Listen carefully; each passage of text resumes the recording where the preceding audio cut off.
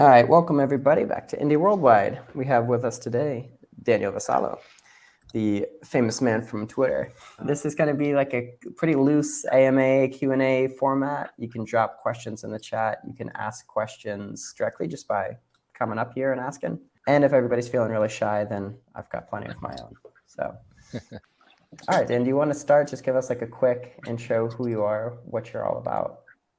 Oh, okay. So, quick background. I'm a software engineer by background. Used to work at Amazon for a long time, almost 9 years.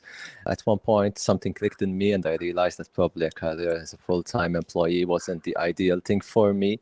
And in early 2019, I took the plunge. I quit without anything concrete. I was going to start doing the bootstrapped building your own software as a service thing like most people do. Nevertheless, after a few months, I had a small crisis of anxiety and I started to realize that, things in business are much more random than they seem, right? I mean, it's not like my previous job where you just work hard, do your best work, and eventually you succeed. There's just much more unpredictability and things outside of my control. So since I was still enjoying the self-employed lifestyle and I wanted to maintain that freedom, sort of I shifted perspective from just, I want to make this one product succeed. I said, I just want to remain self-employed, right, at all costs. So I adjusted my strategy and I started, instead of just focusing on that initial product, I started diversifying, trying many different things, from freelancing to writing books to other odds and ends, courses, consulting,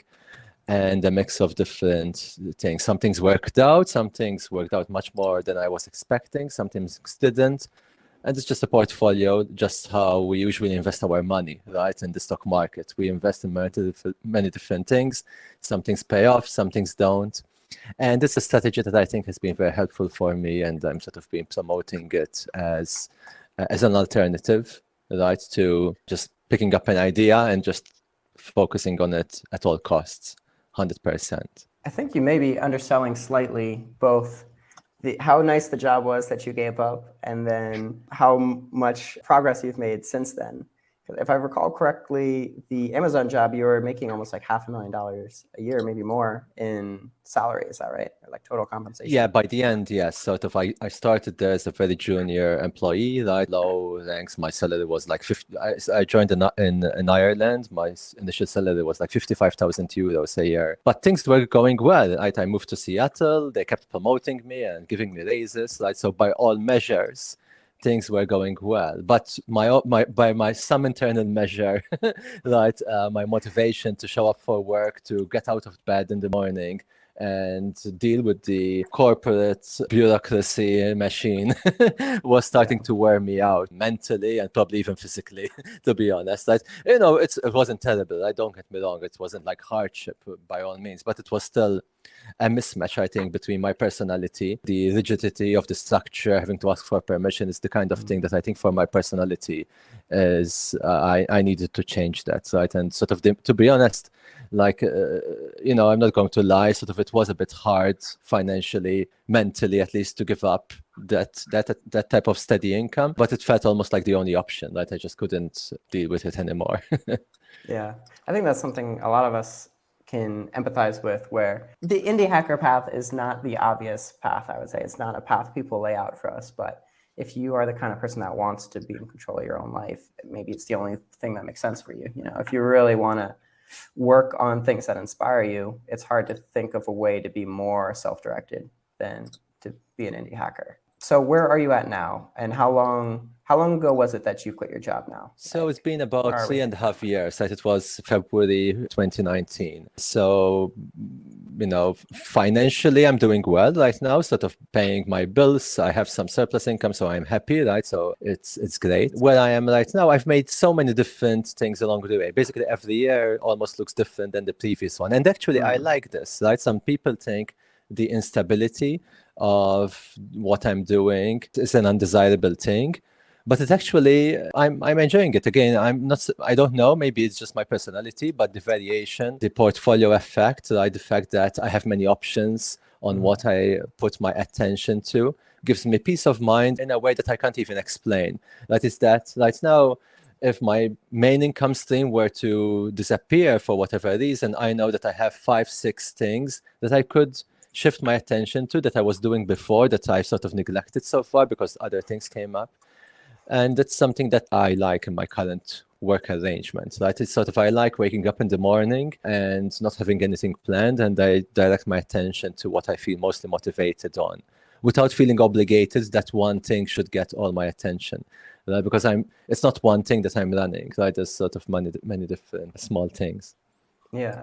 So at the risk of overemphasizing revenue, right? Because we've already established that's not the only reason to do anything, right? Like a lot of indie hackers still, though, would be curious, have you reached your previous like earnings through your small bets? No, I have not. And, I don't know if people will believe me. I'm completely okay if I never, ever reach it, right? I don't need that much. Sort of, I think most of us can live comfortably with much less. But also psychologically, like, I don't feel the burden that I need to reach it. Like, who cares? It's what it was back then. I made some changes, to be honest, right? Because, when I was earning that much, my living expenses were a bit higher. I was living close to downtown Seattle. My mortgage was super high. I could afford it back then, but what's the point right now? I think I'm living in a nicer place, but sort of a bit more remote and less expensive. But it's okay, if it happens, or if I earn more, I'll take it. Of course, it's a nice bonus. But my goal shifted from being upside driven by looking at what I can do to just being downside focused. Right? I focus on making sure I can make what I have sustainable. Right? It's almost everything that I do, I ask myself, is this going to help me improve the odds of remaining self-employed, right? Or remaining in the life, maintaining the lifestyle that I have. And I know it sounds like maybe the same thing, but it's not really, right? I mean, the kind of decisions you do when you think this way tend to be different than if you're just goal-oriented, right? So I have not, transparency, because I know people like numbers. I think this year is my best year so far. I've already exceeded the 100K in revenue, so still very good. I was a bit lucky, I launched, I think, as you know, Anthony, the small bets community, and sort of it picked up really well, and it's been my main source of income in 2022. Previous years were like the year before and the one before were in the $200,000 mark, 220 to 140, something like that. So not bad, right? I think, right, for most people, but I'm fine. I'm fine leaving money on the table. Right, but I'm buying more freedom, right? A lifestyle that better matches my preferences and all the other things that I enjoy with this kind of work arrangement.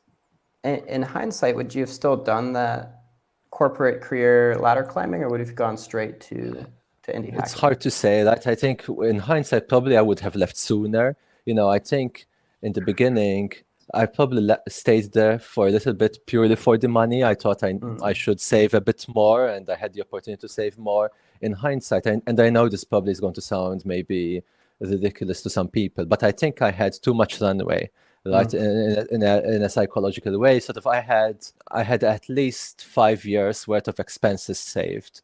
If I had changed nothing, literally, right? I kept living with the current lifestyle that I had, so probably even more if I made some small tweaks. And I think having so much runway made me much more complacent. That made me think I have so much time. And what led me to do in the beginning of my self-employment journey was to take a lot of imprudent risks, like, start building a product that had very low odds of ever succeeding, because it felt like I was just playing. There's so much time. Eventually, I'll figure something out. I just took it easy. I just didn't have that sense of urgency. Whereas I think if I left, 2-3 years sooner, probably I would have had a smaller runway, and I would probably have felt immediately that sense of urgency that I need to make something now. And luckily, right, sort of, that's what I said. I had a small crisis of anxiety at one point. Luckily, I clicked out of that, idealism, right? And I started asking myself, okay, if I don't do something, I'm going to eventually, the 5 years will 5 years pass relatively quickly as well. And I might end up with no savings, still having to go back to a job and nothing to show for. So I clicked out of it and said, I need to find a way to make some money this month. what can I do to earn something this month, right? And that changed my attitude, right? I started ignoring all the big grandiose things, idealistic things, and I started being much more realistic. And it helped me find in some initial first few small wins. And some of those opened doors to other things. Some of them taught me that I enjoy doing things that until before I didn't even know I liked doing or that I was good at, right? And I think it's a much better way, right, to navigate the uncertainty. Just go after the low-hanging fruit. Ask yourself, how can you make $1,000 next month or this month? Do it, right, regardless of the ROI or how much sustainable you think it is, because those small wins build up, right, and open new doors and so many good things. So your main shtick, if we could say, is like many small bets, right? Like do many things at once, try many different experiments. There's this, like, I'm sure you've heard of like the Pareto principle, right? Like 80% of our results tend to come from 20% of our inputs. It comes up a lot in like creativity, creative pursuits, business for sure.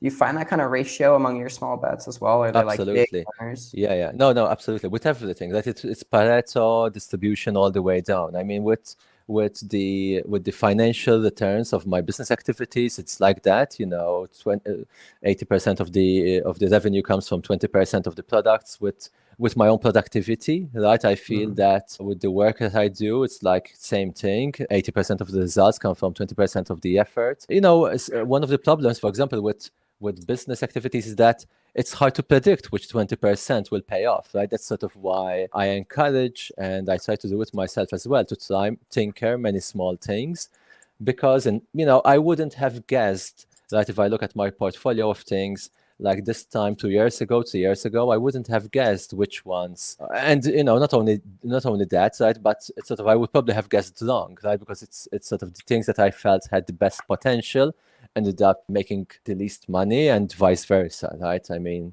consider, right? I mean, my best example is that I made a Twitter course at one point, like 2 years ago, like in the start of the pandemic. It was April 2020. It was basically back then.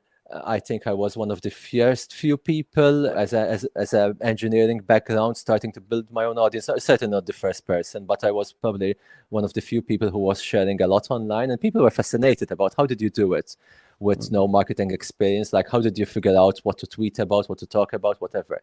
I didn't have a massive audience. Like I had like 20,000 people, but still sort of biggish enough.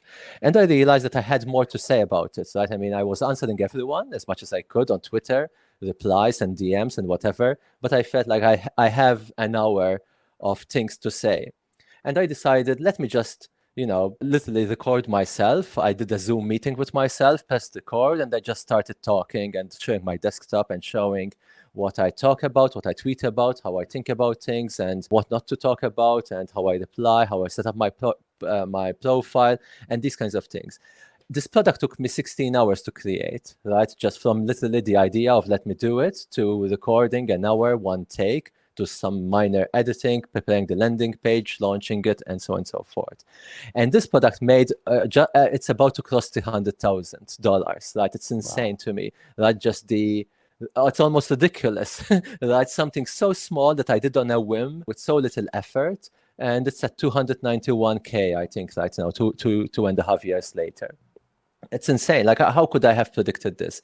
I remember texting a friend of mine the day before, and sort of I told him I'm launching this, and I said, if I make $5,000, I'll be happy. Right? I don't have high expectations from this, and it turned out to be, orders of magnitude more. And the funny thing is that I have no explanation why. I mean, this is the thing. For some of my other products, I had another information product. I had a technical book called The Good Parts of AWS. It was just a programming book. That one sort of I can almost attribute the sales. Like I had some influential retweets when I launched it, right? And I could see those correlate to an increase in sales. I had some very strong testimonies that were also a bit random, but they helped me. And then sort of it plateaued, and right now it's only making $600, $700 a month, almost 3 years later. But this Twitter course is still making $3,000, $4,000 a month, and I have no explanation why. Like, I have no idea where people are coming from, why they're still buying it, why they're still recommending it. It's literally, and I have nothing that I can attribute to. This is why it grew, or this is why there was an inflection point in the graph. It's just all very mysterious to me. And I learned that it's okay, right? It's okay to not know why things work and why things don't. You try to understand as much as you can. You try to reuse patterns that you think are working for you to improve the odds of future things. But it's impossible, right? The world is just too complex to try to understand. Human psychology, because why does business succeed? I mean, business succeed because it relies on human psychology. We need to launch something. It needs to resonate with people. People need to like it. They need to recommend it to their friends. The landing page needs to make them take the wallet out of their pocket and enter their credit card details. How do you motivate people to do these things? It's hard to know, right, what motivates people. I mean, there's patterns. Yes, you start to recognize if you do these things this way, it's better than some other way, but you're never really guaranteed, you're never really sure. And I think that's where a lot of the uncertainty in business comes from. It's almost impossible to predict how people will behave, right? Do you find that stressful at all, or have you done anything to overcome this idea of like my work and my results from that work are not necessarily like causal, right? Like there's no necessarily. It used to be stressful. Yeah, it used to be uncomfortable, I think is the right word in the beginning. But now I think it became easier, right? It's almost like a muscle, right? I think that the more you operate under uncertainty, the better you start to feel about it, right? I think I started from this muscle was completely at zero in the beginning, right? I mean, I had lived all my life, starting from early education to traditional employment and traditional careers, just with very little uncertainty in my life. You start at 5 years old, first grade, whatever, you go to school, you study certain things, you maybe have an exam or a test, you know what you should be studying for, you go to the next level. At some point you get your first job, you're told what you need to do. You're told what you need to do to get promoted. You know how much you should be making and all these kinds of things. Sure, there's always some uncertainty and still even in that world, but it's a completely different domain of what I'm doing right now, right, where it's very hard to know anything. And in the beginning, I really struggled, right, because struggled, I would say, maybe it's an exaggeration. I felt very uncomfortable not knowing what I will be doing 6 months from now or how much I will be making 6 months from now. But I think the more I did it, I think the better I feel at being able to fend for myself. Like if I have to reinvent everything and start from scratch, or I feel capable of doing it. That I don't know what I will be doing, but I probably just go to the system again, just try many things, like at the results, continue to make always small bets on things, and sort of not get too much attached to product ideas. I like to say, we should be treating product ideas like cattle, not like pets, right? It's sort of, we shouldn't be treating them something that are part of our identity, right? Something that we're so attached to. Because this messes with us, right? I mean, if we start taking imprudent risks, we start investing more than what we're willing to risk. But if we treat business ideas like cattle, they're just expendable things. We take what we can from them. They're just no love or other things. I think it helps us be much more disciplined, right, with how we invest our time and energy and take risks and things like that. So back to your answer, yes, it was uncomfortable, but it sort of got better a lot over time. It's probably easier for you to maintain that like arm's length distance too when you're not investing as much up front, right? You're making small bets, so it's much easier to write them off versus if you invest. It's part of the strategy, right? Because I'm human. Like if I invest 6 months in a project full time, and it's impossible to not feel highly disappointed and attached to it, right? But if you're just doing small things, you put a weekend of effort into something, you almost expect it to fail, right? And sort of, and then if it succeeds, you're happy, right? And it's one way to tame uncertainty, to deal with my psychology, to make things easier for myself. And this doesn't mean you don't keep improving existing things, right? I mean, some people think this just creates lots of tiny things. But for example, with my small bets project, I think like now I started a cohort course back in November of last year. It was just a small bet. Like again, sort of, I had all these ideas that I'm talking about here that I thought I had lots to say about and lots of examples to share. And I said, let me do a 2-week live course over Zoom 3 times a week for 2 weeks. And I just shared it with a few previous customers. I didn't even broadly announce it. And it got sort of, I opened 25 spots. It sold out quickly. I kept doing this pretty much back to back. I was doing it like twice a month, basically, until I arrived to the 12th iteration. And something interesting was happening that I noticed that I had set up a Discord server initially for housekeeping purposes, just to share the slides and some links. And like a community emerged on the Discord server almost on its own without me doing anything. I wasn't selling the community. I wasn't even mentioning it, right? It was something that happened on its own. And then I realized maybe I have something interesting happening here, right? Maybe this community, some people were telling me the community is worth more than the course, that I'm here, I was noticing even if people weren't saying it, that there was value there. And I said, let me try another small bet sort of on this project. Like, let me try to, instead of selling the course, let me try to sell the community instead. And I tried to add some more value to the community. Right? So I started inviting guest speakers, and I was paying them. Right? There was some financial risk as well. And I created this lineup of guest classes on topics that are related to business, marketing, SEO, audience building, YouTubing, video editing, things like that. And we sort of this thing emerged as something very different from how it started, with a few small incremental additional small bets on top of it, right? I wouldn't have done all of this in the beginning, right? I wouldn't have tried to find guest speakers and create a community and whatever at start. I think this is a good example of doing things in very small steps, because again, I had no idea where it was going to take. In fact, the path it ended up taking was different than probably the path that I would have imagined myself. But I think it's a much more prudent way of dealing with unpredictability, and probably a much more reliable way as well, right, of taking the good things and being a bit insulated from the negative side of not knowing what will happen. It sounds How do you really define? Sorry. Oh, go ahead, How do you Ravi. define a small bet when it is too large? So I think for me, one of the critical things is to reduce the input given, like usually our time and energy, sometimes money, right? But for most of us, usually our time, to something that almost feels negligible. In my current situation, personally, like I have a family, I have very little small time. For me, it has to be certainly less than a month of full-time work, but even a month starts to feel like a stretch. I think I'm more comfortable with 2 weeks, and if possible even less, right? Like 1 week of full-time effort is probably the ideal sweet spot for me. What can I do with 1 week of time, of roughly 40 hours of time? That starts to feel to me, if nothing happens out of it, it's not a big deal. I'm not going to lose sleep over it, right? It just happened.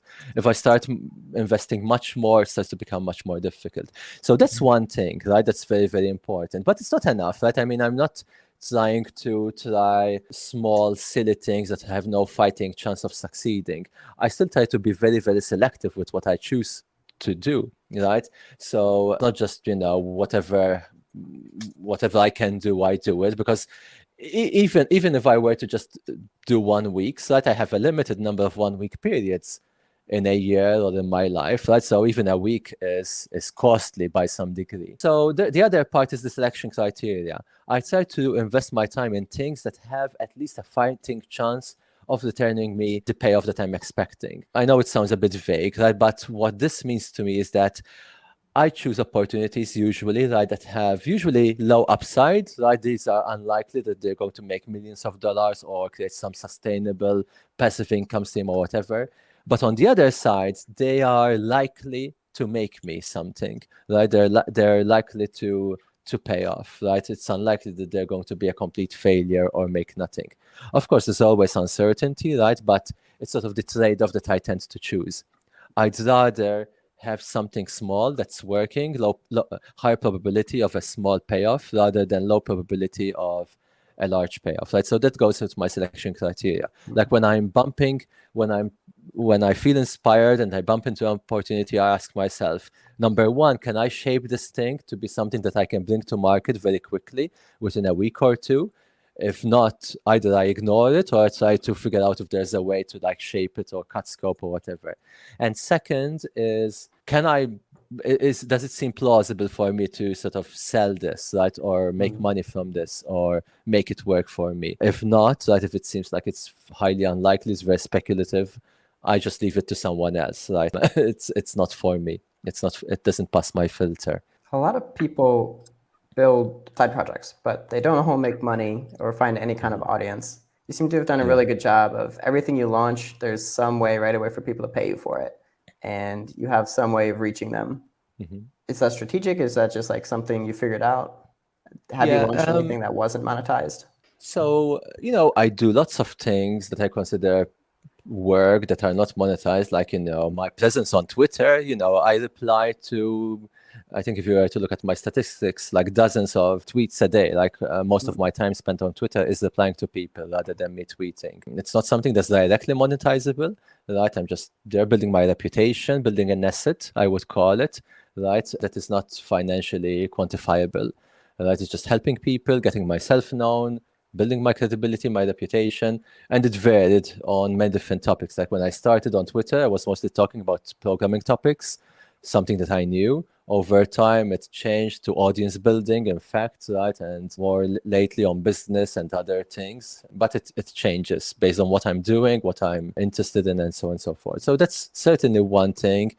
And, I do it mostly on Twitter. In the past, I was doing it even in other places, on Reddit, other forums, and things like that.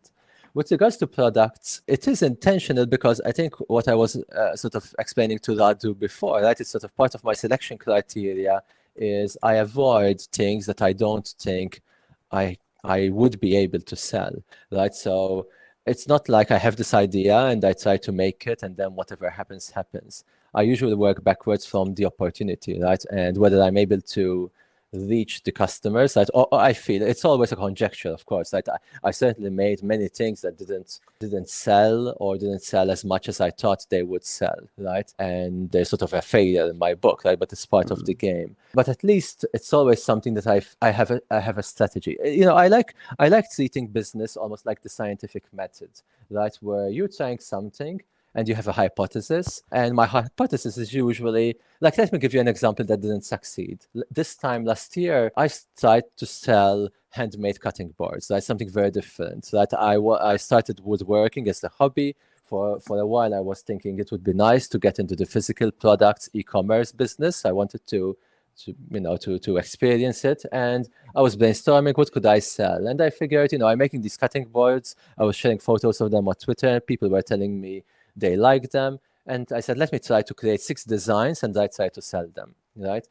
And I made it as a small bet. It took me a couple of weeks to create the 6 designs and create the landing page and so on and so forth. And when I did this, when I started and I launched it, I had a hypothesis, right? That I'm going to be showing my designs and how I'm making them, some behind the scenes.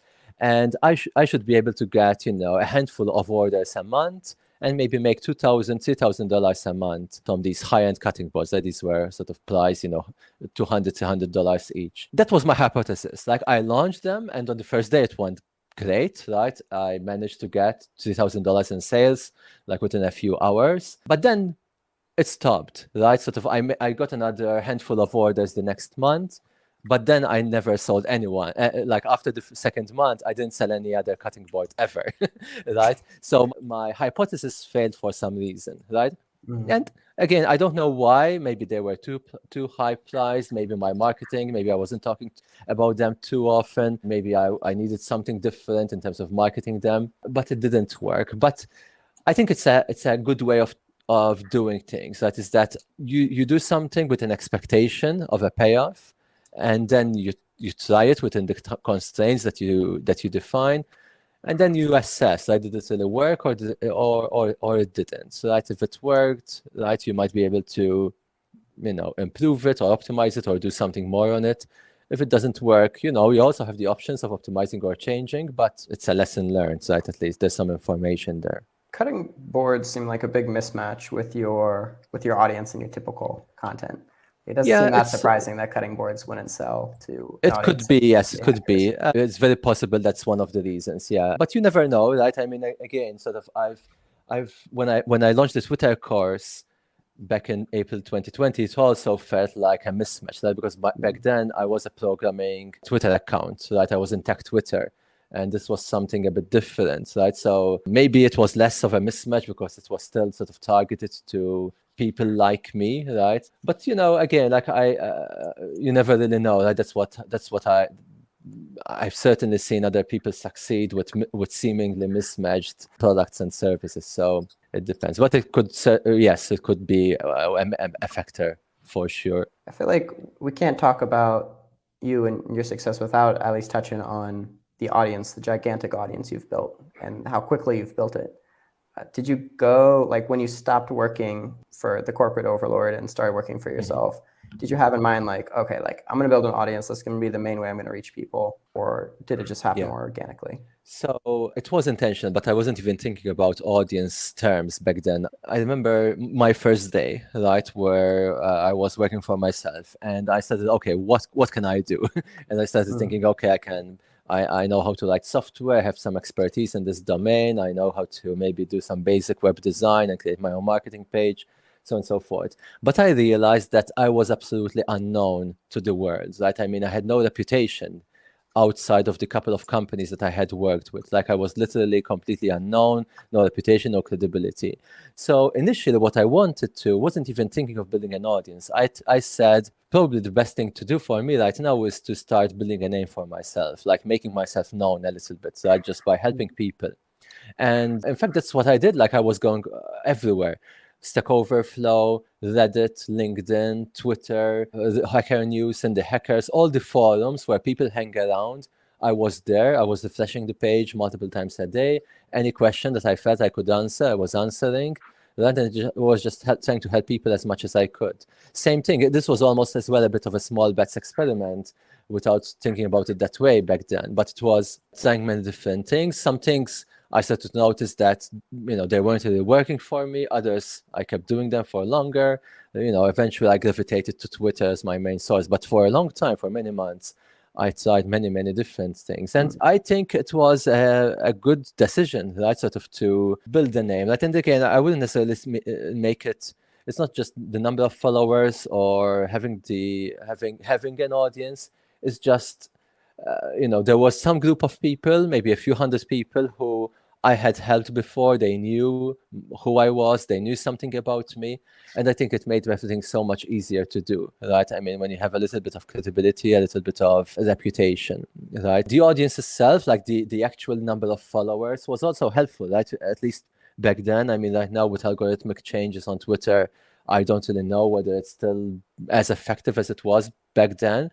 But the fact that I could announce something, right, and I would have a few thousands of people, right, seeing it without being subject to lots of algorithms and other things, even though, as I'm saying, like nowadays things are changing a bit.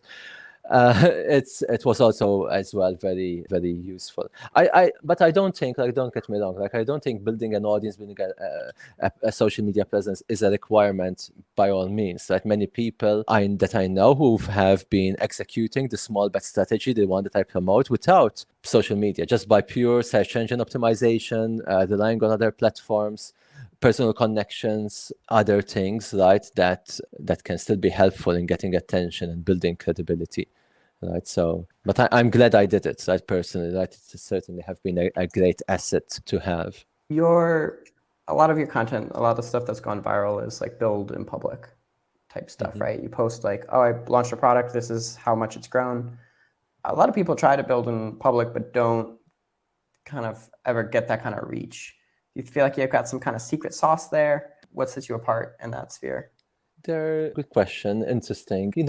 It's going to sound maybe again vague. Right? I like to post things that I feel. So let me take a step back. I study my behavior a lot when I see somebody else's tweets and it resonates with me. Right? Sometimes I see something from somebody, right? They share something, whether it's a building public thing or something else, and I feel I like it. I feel like, wow, this tweet really clicked in me, and I reflect on it, right? And it's sort of, I almost take like a mental snapshot of it. Like many times I don't know why it resonated, why it had something, but there's something in it. And I think when I try to share things, I try to remember those things, and I try to do the same thing. I make the assumption that if that tweet that I saw worked on me, chances are it's going to work on other people as well. The tone, the amount of detail, how it was presented, and those kinds of things. They're very hard things to describe, right?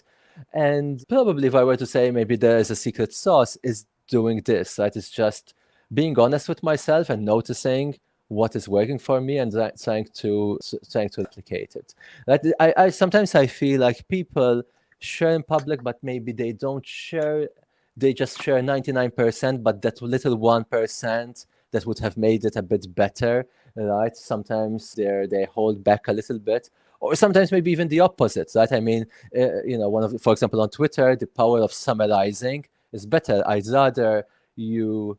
Personally, for me, for example, I'd rather get what you're trying to tell me in one tweet rather than a long tweet thread with, starting with my background story and everything that happened. And, and again, I'm not saying like whether that works or doesn't work. At least for me, I prefer the condensed, terse, enough detail to make me feel inspired. That's the thing that I discovered probably. Okay, I think this is a good thing to share. I think what people want most is not knowledge or information. There's lots of knowledge or information to be had.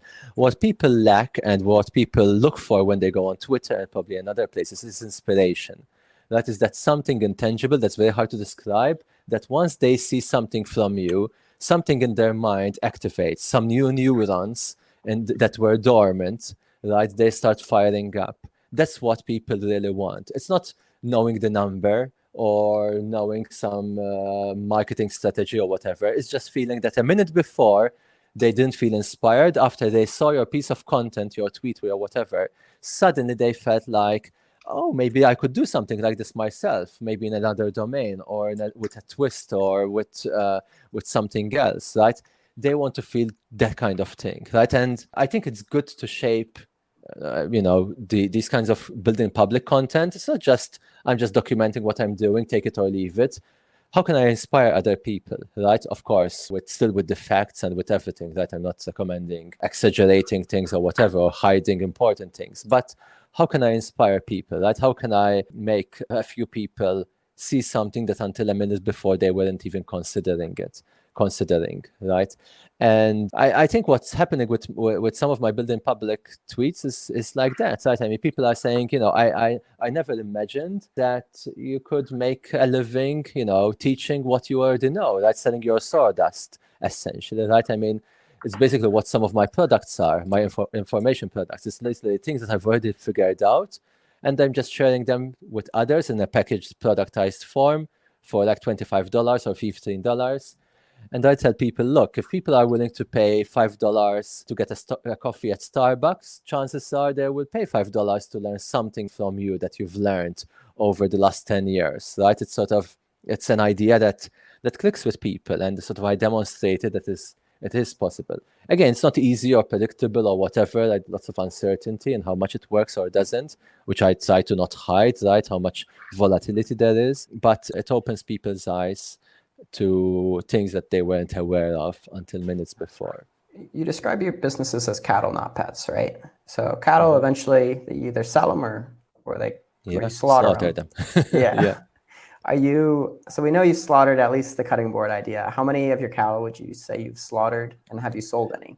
So I haven't, to be completely honest, I think I haven't slaughtered or sold anything yet. Even my cutting boards business is still over there. Like if I get an order, I will make it. Like it costs me nothing to have these kinds of things still on the market, right? And actually, this is another part of my selection criteria. When I start working on things, I like choosing things that I like to call where time is my friend.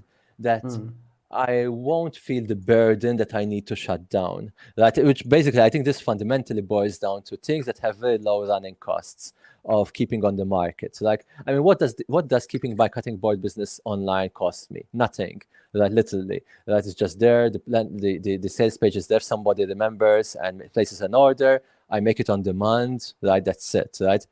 And same things with many of the other things that I do, right? It's just I don't need to feel that I need to decide whether to shut it down or not, right? And I think it's a very nice property for many reasons, right? First of all, it's just to avoid this dilemma of like, should I shut it down? Should I not? And things like that. But in addition, you never know, right? I mean, what I like, for example, let's take the good parts of AWS. I mean, this is a successful bet, right? It made over 6 figures. It made, I think, over $140,000, 140,000 in sales, just something small that I did, a short technical book. But right now, it's not making much. Right? It's making about $600, $700 a month. But if I wanted to, for example, I could go back and try to promote it again, right? In fact, I was thinking that maybe I should start tinkering with some paid ad campaigns and things like that. You know, I have the option, not the obligation, to go give these things more attention in the future. Like if I feel bored or I have spare time or I feel inspired or something were to happen, right, I could always go do that. And that's something that I enjoy having, right? That option, but not obligation, right? I try to avoid the obligations and I try to cultivate lots of different options. And I on where to spend my time and so on and so forth. So we're coming to our end of our scheduled time. We'll use the second half of this for like one-on-ones, which you're welcome to stay for if you want to meet some of the other indie hackers here today. But do you have anything? Well, first, like give yourself some plugs. Like where should we find you on the internet? Probably the best way to find me is on Twitter at the Vassallo. I'm typing it in the chat. That's where I am. I'm there every day. You know, Twitter is my inspiration generation machine. It's where I sort of spend hours a day looking at what other people are doing. And I also try to respond to everyone who asks me a question, right? So feel free to reach out. And I post myself as well almost daily whenever I have something interesting to share. And last question, is there any one thing you feel like indie hackers are doing wrong that they should fix in general? Yeah, I think I know it's going to be blunt, right? But I think sometimes indie hackers tend to be too deluded, right, with what they're doing, right? I did this mistake myself in the beginning. You know, I didn't talk about it much, but I built my own software as a service user base. I'm almost embarrassed to say that I spent over $150,000 of my own money into it, right? Which really pains me to mention it. That was not a small bet. It's not a small bet, yeah, sort of, and a lot of time as well, right? And lots of complexities and headaches. And many people do something like this, whether it's of that magnitude or a bit smaller. And I highly encourage people to reconsider, right? This is not the only way. Right? Business is much more random than it seems. It's not like your job, right? Where if you work hard, eventually destiny will ultimately reward you. There's no guarantee that destiny will reward you. I think you should, you know, experiment, tinker. You're like searching for buried treasure underground. You can't just pick one spot and keep digging forever there, because if the treasure is not in that spot, no matter how much you dig, you'll never find it, right? You need to search, scatter, tinker, experiment, try many small things. And by the way, sometimes this means, you know, taking up some freelancing gigs, whatever. It doesn't necessarily mean to be product businesses. This is something that helped me a lot. Like diversify. Don't take something that takes all your time, of course, but have some stable income, something different. Build a portfolio, essentially, of different income streams as much as possible. It helps a lot with peace of mind. And I think paradoxically, it also helps with finding good luck from products, right? Because you're more exposed, you're more relaxed, and so on and so forth. All right. This was Daniel Smallbets of Vassallo. Thank you so much for coming to Indie Worldwide. I hope you'll stick around for some of these one-on-ones. Awesome. Thank you, guys. Thank you.